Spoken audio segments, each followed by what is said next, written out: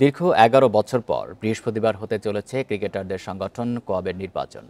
মিরপুরে দুপুর ৩টা থেকে বিকেল ৫টা পর্যন্ত চলবে ভোট গ্রহণ। ১১ পদের মধ্যে শুধু সভাপতি পদে নির্বাচন হবে।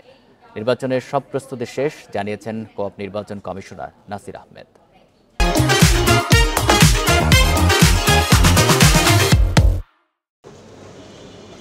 Cricketers welfare association of Bangladesh বা কোয়াব এতদিন ছিল শুধু নামমাত্র সংগঠন।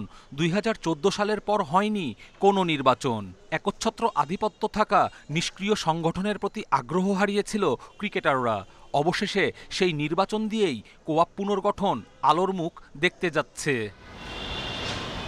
বহুল প্রতীক্ষিত কোয়াব নির্বাচন ঘিরে তেমন উত্তেজনা নেই। ১১ পদের নির্বাচনে অবশ্য লড়াই হবে শুধু সভাপতি পদে। প্রার্থী দুই প্রজন্মের দুই ক্রিকেটার সেলিম শাহেদ ও মোহাম্মদ মিঠুন।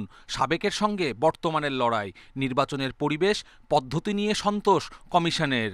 খুবই এক্সাইটেড সবাই। বিভিন্ন আমাদের একটা গ্রুপ ক্রিয়েট করা হয়েছে, ওই গ্রুপের মধ্যে সবাই রেডিলি রেসপন্স করতেছে। আমি ইভেন বিদেশ থেকেও বলতেছে যে আমরা অনলাইনে ভোট করতে চাই। ১:৩০টার সময় আমাদের এজিএম স্টার্ট হবে, ফলোড বাই লাঞ্চ। তারপরে ৩টা থেকে ৫টা পর্যন্ত ভোট কাস্টিং হবে। এটা অনলাইনেও ৩টা থেকে ৫টা এবং ব্যালট পেপারের মাধ্যমেও ৩টা থেকে ৫টা। এরই মধ্যে একক প্রার্থী হিসেবে সাবেক ক্রিকেটার শাহরিয়ার হোসেন বিদ্যুৎ সিনিয়র সহসভাপতি ও নুরুল হাসান সোহান সহসভাপতি হয়ে গেছেন। আর কার্যনির্বাহী সদস্য হিসেবে আছেন শান্ত, মিরাজ সহ ৮ জন।